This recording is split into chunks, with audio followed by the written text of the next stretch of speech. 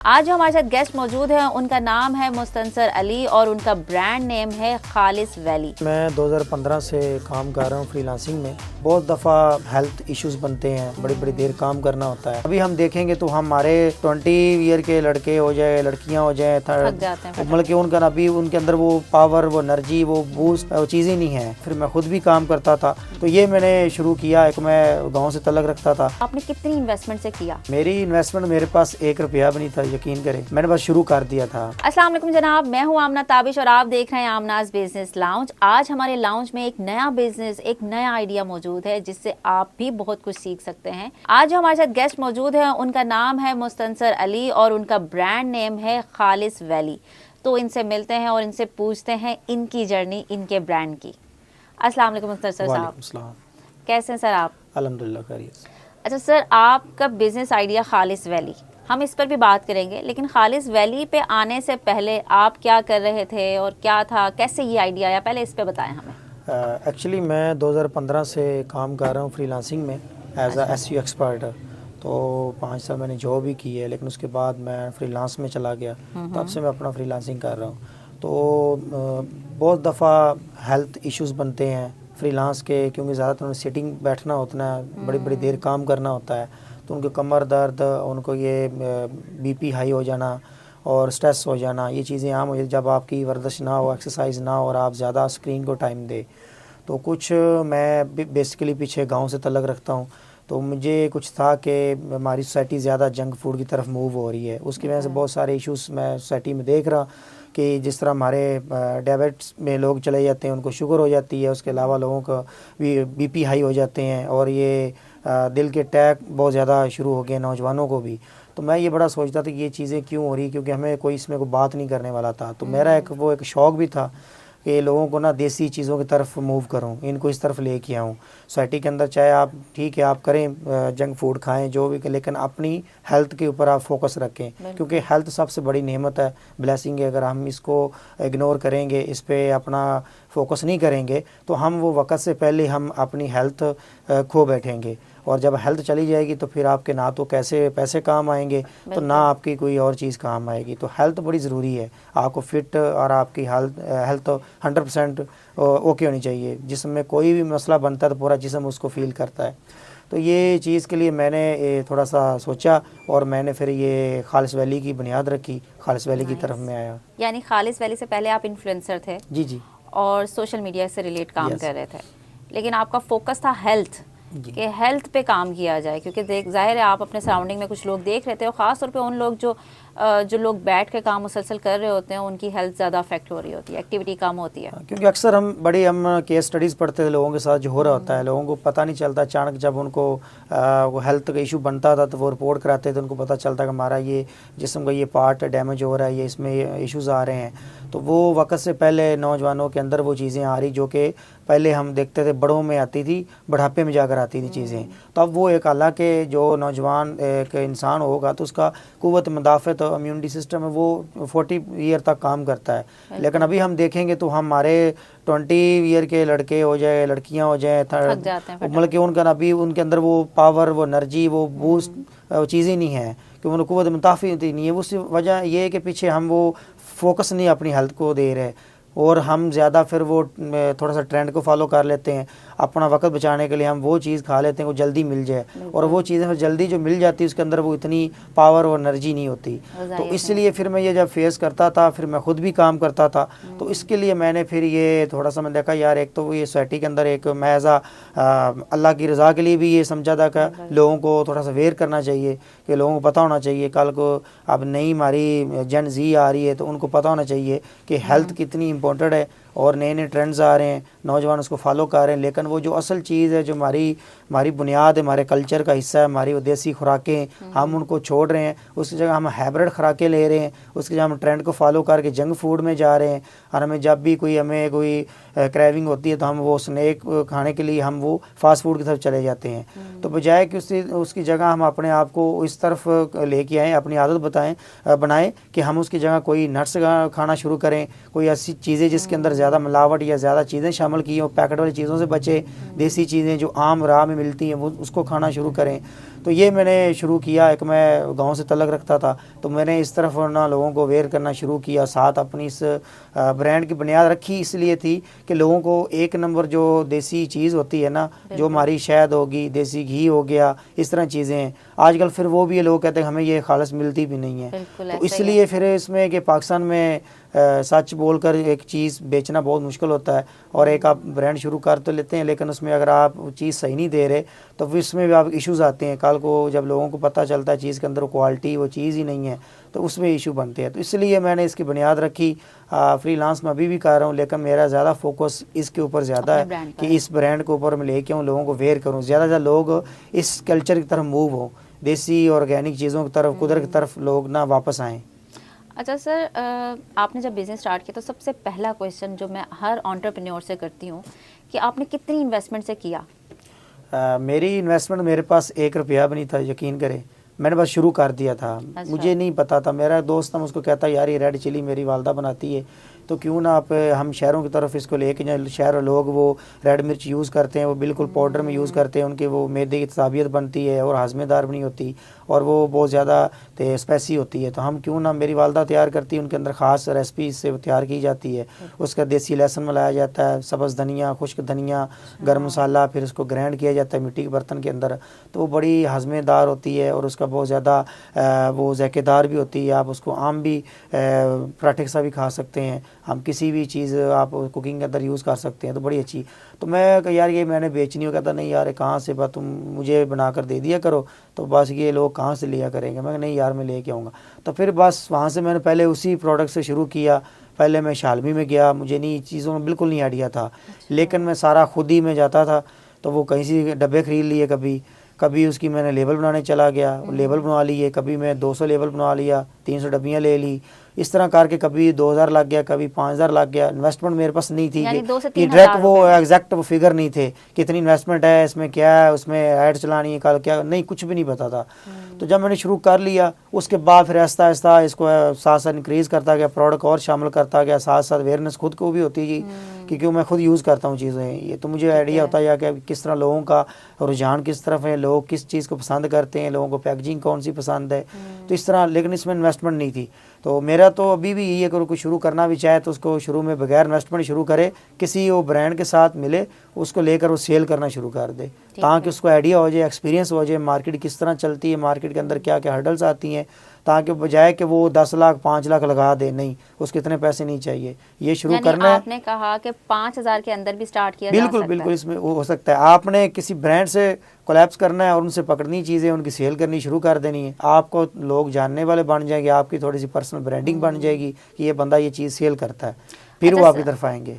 अच्छा sir, second कि आपने कहा कि शाह आलम गया मैं और मैंने वहाँ से पैकेजिंग ली, तो यानी पैकेजिंग अगर किसी ने लेनी हो, बॉक्सेस हैं, उसकी लेबलिंग है, तो ये सारा आपने शालमी से किया या मुख्तलिफ और मार्केट्स आपने सर्वे किया?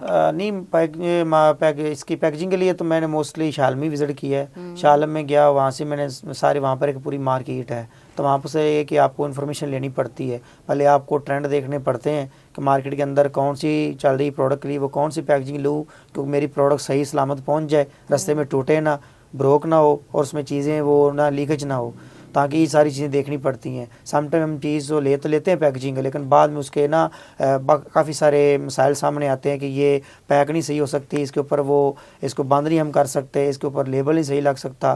तो वो सारी चीज़ें, क्योंकि बाद में फिर आप इकट्ठी आप पैकेजिंग बाय तो कर लेंगे लेकिन बाद में उसको आप ख़त्म नहीं कर सकते, क्योंकि आप वो ख़त्म करेंगे तो नहीं लेके आएंगे। फिर एक ब्रांड की लुक बन जाती है कि इस ब्रांड की पैकेजिंग यही है, तो बार बार आप चेंज करेंगे तो वो भी चीज़ अच्छी नहीं है ब्रांड के लिए। आपने कैसे पैकेजिंग या ऐसे प्रोडक्ट की तरफ जाना जो आपको लॉन्ग टर्म मार्केट में मिलती रहे? बिल्कुल मिलती रहे, फिर देखना कि इसमें मेरी चीज़ सही सलामत चली जाए, फूड ग्रेड हो पैकेजिंग, उसके अंदर उसका ढक्कन से लेकर लेबल से लेकर हर चीज़ आपको पता कि ये इजीली मेरे लिए अवेलेबल होगी। कुछ पैकेजिंग में डब्बे ऐसे मिल जाते हैं जिनके वो लेबल नहीं आपको बन पाते, या उनके वो बंद करने के लिए उनको लेबल नहीं, गत्ते नहीं बन पाते, तो इसलिए लोगों को मसाइल आते हैं कि अभी ये पैक करने में, भेजने के लिए बड़ी मुश्किल हो रही है। कुछ होती बिल्कुल नाजुक होती हैं, रास्ते में ज़ाहिर बात पाकिस्तान के अंदर ये बहुत सारे इशूज़ हैं, अगर हम उसकी तरफ ही जाएंगे आगे, ये जो TCS या जो भी पोस्टिंग वाले कोरियर हो गए, ये बहुत सारे आपको मसाइल फेस करने पड़ते हैं। चीज़ें चीज़ें वापस आती हैं, लीकेज हो जाती हैं या चीज़ें रास्ते में ख़राब हो जाती हैं। तो इसलिए पैकेजिंग वो आप चूज़ करें जो कि लोगों को पसंद भी आए और आपकी रिटर्न भी आपको वो इफेक्ट ना करें। अच्छा सर, जो ऑर्गेनिक प्रोडक्ट हैं आपके फूड से रिलेटेड हैं, इनको प्रिजर्व करने के लिए, इसको सेव करने के लिए आप इसमें कोई केमिकल भी ऐड करते हैं कि ये कुछ टाइम तक ठीक रहें? नहीं, मैं इसमें अभी कोई केमिकल नहीं यूज़ कर रहा। असल में आई इसलिए था कि केमिकल के बगैर ना इसको मैंने लेके आना। अब मेरी जो हमारी रेड चिली पेस्ट है वो सर्दी में कुछ 4 मंथ तक उसकी डेट होती है, वो ख़राब नहीं होती क्योंकि उसके अंदर नमक शामिल होता है, मसाले शामिल होते हैं, इसलिए वो ख़राब नहीं होती जल्दी। अगर हम उसको गर्मी में जाएँ तो उसकी 2 मंथ तक है। अगर उसको हम ठंडी जगह पर रखते हैं, उसको धूप में ना रखें, हाँ प्रिजर्व उसको नहीं करना पड़ेगा, आपको केमिकल नहीं डालने पड़ेंगे, तो वो सही चल जाती है। उसके अलावा शहद है, वो तकरीबन आपको 10 साल 20 साल एक पूरी सदी तक पड़ी रहे, वो ख़राब नहीं होती शहद। वो कुदरती चीज़ है, उसको अगर पानी या कोई ऐसी उसकी पैकेजिंग ठीक है तो उसकी पैकेजिंग ख़राब नहीं है तो वो ख़राब होती नहीं है। शायद वो अगर आप अभी आपने देखा भी होगा मिस्र से उन्होंने शायद तकरीबन डिस्कवर किया, तकरीबन जो 4 साल पुराना है और वो अभी भी सही सलामत है। और मोस्टली ये बाहर की कंट्री में आप देखें तो लोग ज़्यादा शायद वो लेते हैं जो पुराना हो, क्योंकि उसका जायका भी चेंज होता है और उसकी फादियत भी बढ़ जाती है, तो शहद भी ख़राब नहीं होता। उसके अलावा हरी नट्स है, ये भी ख़राब नहीं, क्योंकि इसके नट्स होते हैं शहद में डिप हो जाते हैं और ये पूरा साल नहीं ख़राब होते। तो उसके अलावा देसी घी है, उसकी अगर वो कुदरती खालिस है, उसमें कोई मिलावट नहीं है, अगर पैकेजिंग आपकी ठीक है, उसमें लिक्विड चीज़ नहीं शामिल हुई, पसीना इस तरह का पानी नहीं है, तो वो आपको 4 मंथ तक देसी घी भी ख़राब नहीं होता। सर्दी में तो वैसे नहीं ख़राब होता, गर्मी में 2 मंथ तो ईज़िली निकाल जाता है। लेकिन मेरा भी यही होता है, मेरे पास स्टॉक उतना होता है ताकि ईज़िली निकल जाए, फिर नया ले आता हूँ। मैं इसमें ये नहीं कहता कि 2000 यूनिट बना लिया, अब वो सेल ना हो तो वो चीज़ें ख़राब हो जाती, क्योंकि ये फूड वाली चीज़ें हैं, इसमें बहुत ज़्यादा आपको कॉन्शियस होना पड़ता है। आपको हर चीज़ पैकिंग से लेकर आपका जगह से लेकर हर चीज़ आपको देखनी पड़ती है कि वहाँ पर बैक्टीरिया ये चीज़ें ना हो, आपका बनाने वाला मैन्युफैक्चर करने वाला आपका एनवायरनमेंट बड़ा अच्छा होना चाहिए, सारी चीज़ें अप्रूव होनी चाहिए, आपको लैब टेस्टिंग करवानी चाहिए। मेरी हालांकि ये पाकिस्तान लैब से अप्रूव भी हैं चीज़ें। सलाजीत हो गया, शायद उसके लिए अप्रूवल की ज़रूरत नहीं पड़ती क्योंकि ऑलरेडी वो कुदरती होती है, वो ख़राब भी नहीं होती। तो रेड चिली पेस्ट हो गया, सलाजीत हो गया, ये दोनों की मेरी लैब है, तो ये मैं चीज़ों को बिल्कुल हलाल सर्टिफिकेट भी है साथ लेकर चल रहा हूँ, क्योंकि मुझे पता है ये फूड वाली चीज़ें हैं, इससे बहुत ज़्यादा मसले बनते हैं। हालांकि पाकिस्तान में हमने वो भी देखा है कि यहाँ पर बड़े बड़े कुछ हैं नाम ब्रांड्स के जिनका पीछे वो एनवायरनमेंट ठीक नहीं है, लेकिन वो जब नाम चल जाता है लोग ले रहे होते हैं। तो लेकिन जो कम बजट से शुरू करते हैं उनको टाइम लगता है, लेकिन उनका ये फ़ायदा होता है कि उनका जब ब्रांड थोड़ी सी अवेयरनेस बन जाती है, लोग उन पर ज़्यादा ट्रस्ट करते हैं, क्योंकि लोगों को आइडिया होता है कि बड़े ब्रांड क्या कर रहे हैं और ये जो घर से शुरू हुआ छोटा ब्रांड है, इनकी चीज़ें कैसी होंगी। सर आपको कितना टाइम हो गया इस ब्रांड को लेकर? मुझे तकरीबन ऑलमोस्ट कोई 1.5 ईयर हो गया इसको शुरू किया। और आपने कहा कि 5000 से कम इन्वेस्टमेंट पे स्टार्ट किया, तो अब आप अपने ब्रांड को कहाँ देखते हैं? अल्हम्दुलिल्लाह अब तो पूरे पाकिस्तान में लोग इसको जानते हैं। ओवरऑल पूरे पाकिस्तान में इसकी मैं PR भी की है। तकरीबन पाकिस्तान में कोई ऐसा फ्रीलांसर या कोई टेक का बंदा नहीं है जहाँ जिस तक मसलन मेरी ये खालिस वैली की PR ना गई हो। कनेक्टेड पाकिस्तान भी मैं एज आ स्पॉन्सर था, वहाँ पर तकरीबन मैं हर फ्रीलांस को, जितने फ्रीलांसर थे, टेक वाले लोग थे, सबको मैंने PR दी। और उसके अलावा मेटा एड्स के ऊपर भी, ऑर्गेनिक भी, इसकी GMB के ऊपर भी ऑर्डर्स आते हैं। तो अल्हम्दुलिल्लाह बड़ी अच्छे लेवल में मेरा ब्रांड है चला गया। और अल्हम्दुलिल्लाह मेरी अभी भी कोशिश यही है कि इसको लोगों को अवेयर करूँ ज़्यादा से ज़्यादा। लोग वो तकरीबन जो ख़रीदे ना खरीदे, लेकिन उनको पता होना चाहिए लोगों को हमारी हेल्थ है, हमारे बच्चे हैं, उनको कैसे बचाना है। मैं अभी भी इस पे अवेयरनेस वीडियोस रोज़ाना बना रहा होता हूँ और मैं पंजाबी में बना रहा था ताकि लोगों को पता लगे कि हमारा कल्चर, उसमें से देसी खुराक कितना मैटर करती है हमारी सेहत के लिए। अच्छा सर, हर बिज़नेस के पीछे कोई ना कोई एफर्ट होती है। एक एफर्ट आपकी होती है, एक एफर्ट वो होती है जो आपको बैक हैंड से सपोर्ट मिल रही होती है। यानी हर कामयाब इंसान के पीछे एक बैकबोन होती है, किसी ना किसी की सपोर्ट होती है। वो बैकबोन आपके लिए कौन थी? यानी कौन था या कौन थी, किसकी सपोर्ट सबसे ज़्यादा थी? बैकबोन अगर देखी जाए तो मैं तकरीबन गाँव से तल्लुक़ रखता हूँ। तो जब बंदा ऐसा बिज़नेस शुरू करता है, मोस्टली लोग रोकते ही हैं कि ये इतने पैसे, ये कुछ नहीं, ये वो बड़ी चीज़ें सुननी पड़ती हैं, अभी भी सुनते हैं, सारी चीज़ें देखते हैं। मेरी जो मेन बैकबोन थी वो मैं ही था। और मेरा ये सोसाइटी के इश्यूज़ थे, जो सोसाइटी में देखता था, केस स्टडीज़ देखता था, लोगों के जो मसाइल देखता था, वो था। लेकिन बाद में जब मैंने शुरू कर लिया, उसके बाद मेरी वालदा बैकबोन थी, क्योंकि ये रेड चिली पेस्ट वही तैयार करती थी।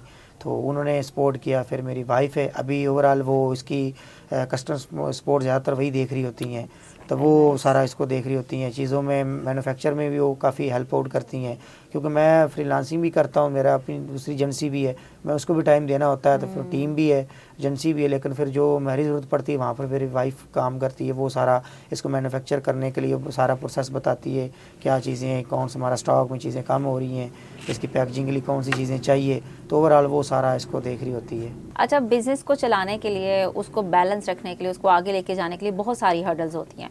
आपको सबसे ज़्यादा हर्डल्स कौन सी फील होती हैं? अभी तक मुझे जो हर्डल फील हुई है वो पाकिस्तान जो कैरियर है ना, ये TCS वगैरह, ये इनकी तरफ से होता है।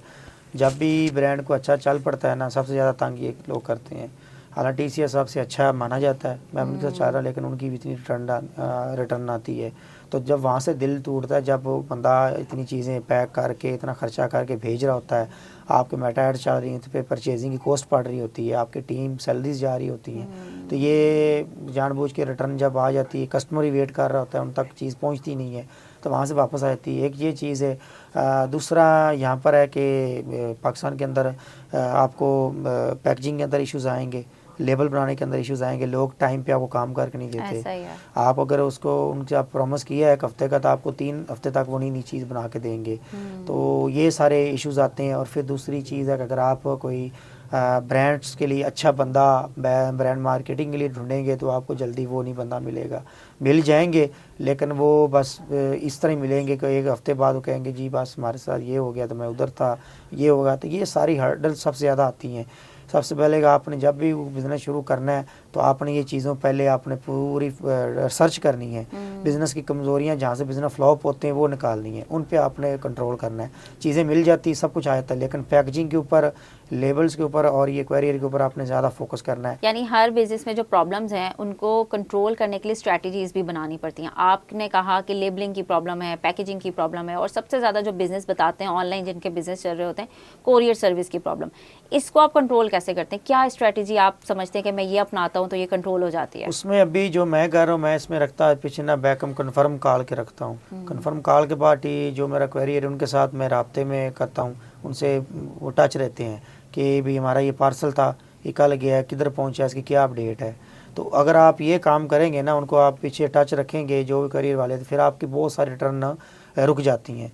मसला तब आता है जब आप पार्सल भेज देते हैं, तो आपको एक बार ही वो ईमेल ही आती है कि रिटर्न हो चुकी है, अनडिलीवर हो गई है। उसमें क्योंकि बीच में कम्युनिकेशन गैप हो जाता है। आप कम्युनिकेशन गैप ना करें, उनके ज़्यादातर उनका जो सेल्स मैनेजर है जो आपके एरिए को लीड कर रहा है, उनसे आप टच रखें और उनको जो भी आपका पार्सल जाए उनको बताएं कि यार ये मेरा पार्सल है, ये चला गया, इसके ऊपर मुझे अपडेट दे किधर पहुँचा है। इस करने के ये होता है कि फिर वो टच करते हैं उस ऑफिस को, उस शहर को, इलाके को, उस अपने दफ्तर को कि ये पार्सल आए थे, किधर गए हैं। ताकि फिर इनके कुछ लोग होते हैं वो इतने एजुकेटेड नहीं होते, वो जानबूझ को चीज़ों को वापस भेज देते हैं। एक बार फ़ोन करते हैं, कस्टमर बिजी है, फ़ोन नहीं उठाया, ये वापस भेज देते हैं। जब पीछे से फ़ोन जाता है फिर ये वापस नहीं भेजते, फिर ये सेल्फ कलेक्शन भी रख लेते हैं। एक ये चीज़ हल हो जाती है। दूसरी चीज़ है लेबल की बात है, तो वो आप बैकअप पे रखें, अपना बैकअप बना के रखें। आपको अगर चीज़ चाहिए ना तकरीबन 2 हफ्ते में, तो आपको उनके पहले 3 दिन में मुझे चाहिए। तो इस तरह आप उनके करेंगे, फिर उनको रोज़ाना आप टच रहेंगे। कम्युनिकेशन आगे बंदा आपको होना चाहिए जो आपका मार्केटिंग सारा हेड कर रहा हो, वो इन सब के साथ टच में हो। उनको पता हो कि हमें ये डेडलाइन है 1 हफ्ते बाद चाहिए, तो वो उनको बोले कि 3 दिन के अंदर चाहिए। जो बंदा मांगेगा 3 दिन के अंदर दे सकता हूँ, फिर उसी को दे, ताकि पता है कि वो 1 हफ्ते के अंदर आपको क्लियर कर देगा आपको। फिर क्योंकि इसके में पूरी कम्युनिकेशन सबसे बड़ी मैटर करती है। आपकी कम्युनिकेशन वाले लोग बैठे हो, आपकी मार्केटिंग टीम बैठी हो, आपका डिज़ाइनर बैठा हो जिसने आपकी लेबलिंग बनानी है, उसने सारा रेडी करके देना है। कम्युनिकेशन बीच में होती रहेगी, हर चीज़ टाइम पे रेडी होगी।